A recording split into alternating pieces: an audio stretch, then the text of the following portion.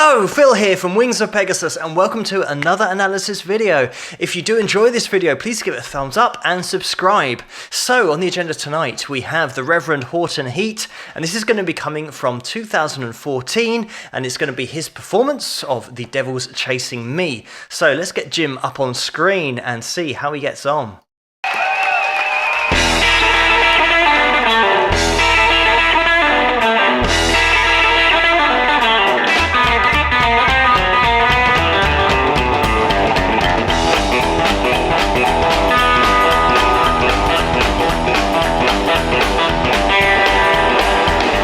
Sunset lines the sky.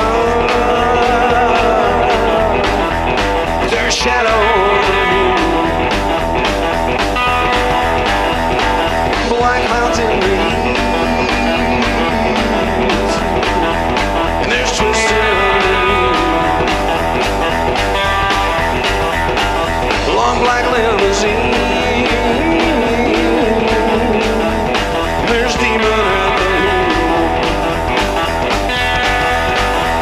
my Satan's in the back. Says he wants to make a deal. A fire-breathing whisper singed my hair, but there's no one to be seen.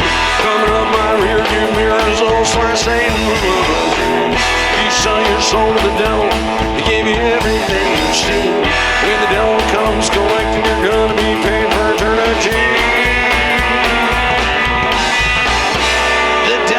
Chasing me.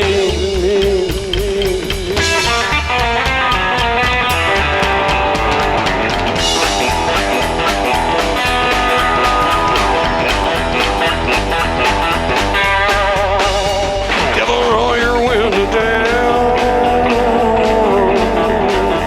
and look me in the eye. No, I did not make no deal.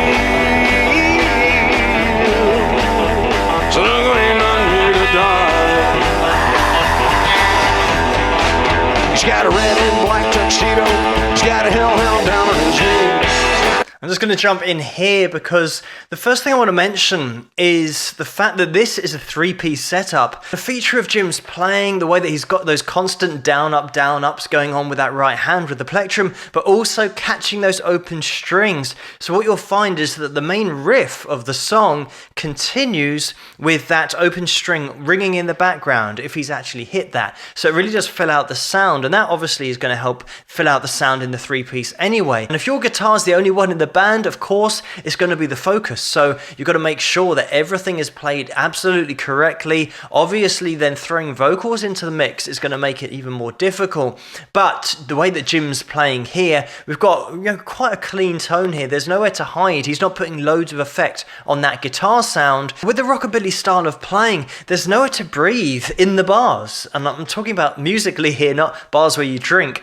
But the way that that right hand's always on the go, sometimes you'll have songs that just have a particular strumming pattern, and all you've got to do is remember to change your chords, and you can almost forget about the right hand. It's something that happens subconsciously and will just keep going as long as you are playing the song.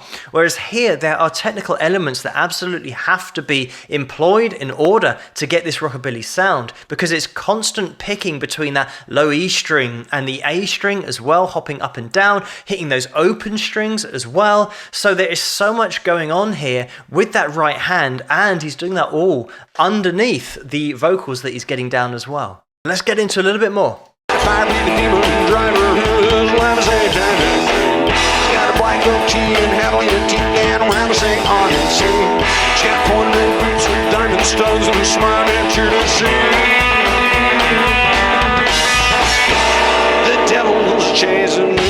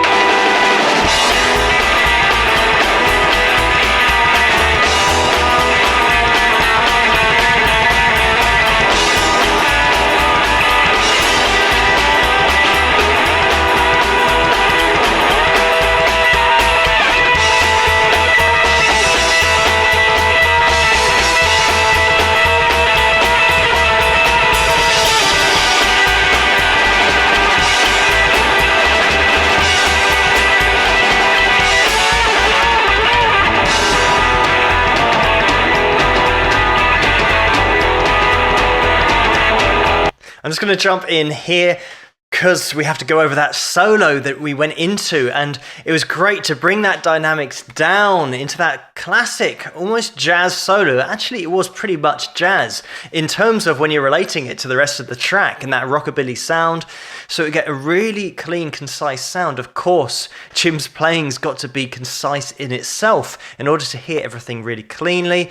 Here we've got the Bigsby in action again, and this is something I mentioned on multiple videos before, the early version of the whammy bar, and the way that he's using these stylizations in terms of sliding in, especially with jazz, those little 1-fret slides into the notes. We also had a little bit of hybrid picking in there as well, which means that you can pluck the whole chord at the same time so that you get a block of sound rather than hearing note after note in terms of when you do a strum.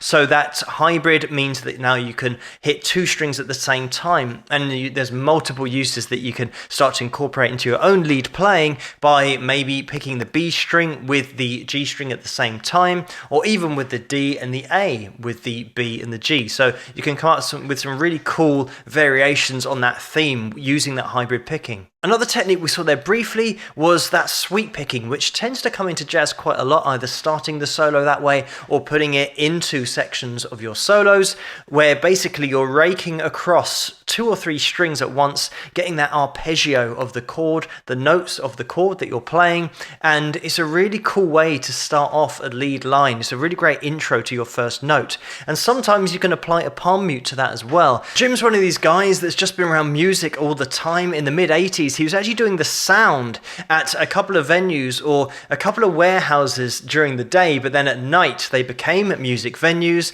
and one of those was called Theatre Gallery. And the owner of that venue nicknamed Jim Horton. That's just what he called him. So they used to have loads of bands through there where Jim was doing the sound. They had a gig where the Red Hot Chili Peppers played there, and on that particular night, Jim and one of the other guys who booked bands for the venue, they put together a local band of just the best talent that they could get together at this venue, and Jim and another guy who was in charge of booking the bands for the venue, they put together an all-star local band to also play on the same night. And during that night, Jim got up on stage and sang Folsom Prison Blues, and from that, the owner heard it and really liked the sound of it, and then Jim from then on started to try and get gigs as a solo act. Russell Hobbs was actually the name of the guy that owned that venue, and Russell was actually getting a new venue called The Prophet, and he wanted Jim to play at the opening week of that venue. And so Jim agreed, and this was all set up, and Russell said, "You're going to be known as the Reverend Horton Heat." And Jim had no idea about this name, and because Jim's surname was Heath, so the Heat was without the H, so it was something that he didn't know about or he didn't have any discussions about. And also he was a big fan of Reverend Gary Davis and also Reverend Billy Gibbons, so he didn't want people to think that he was trying to say he was in the same league as them guitar playing wise. But then Russell said to him, "Well, it's too late now because I've printed all the flyers with the Reverend Horton Heat on them, so there was no chance to go back." Fortunately, the shows went round really well and everyone loved what Jim was doing, or should I say the Reverend, because that's what everyone then started to call him. So it's just one of those names that just seemed to work at the time, and that's just how it all came about. During these gig nights, Jim would play with other local musicians who would just get up on stage, sometimes totally unrehearsed, just jamming away, and then this is how Jim put together his band and then started to get his overall sound together. Fast forwarding to 2001, Jim actually got his music featured on computer games, on a Tony Hawk's skateboarding game, but then also, probably more importantly, more impressively, he actually got his Psychobilly Freakout featured on Guitar Hero, and it was also on the Guitar Hero Smash Hits as well. Jim's playing his Gretsch here. His signature model is the 6120 RHH. He's also got a Gibson ES-175, but with that one, I think think the wiring can get a little bit buzzy at venues from what I've read, so he tends not to use that live and just go for the signature model here. But the Reverend Horton Heat, some great technique on the fretboard here, not a whole deal of overdrive going on either, and elements from different genres, the way that we go into that jazz solo, from that rockabilly sound, but also that psychobilly, the way that he's got that vocal that is then getting repeated, it certainly gives it a unique sound. But thank you so much for suggesting this video for me to take a look at. Keep those suggestions coming in the comments below. Let me know what you guys think, and if you like this video, please give it a thumbs up and subscribe, and I'll see you guys at the next one. Rock!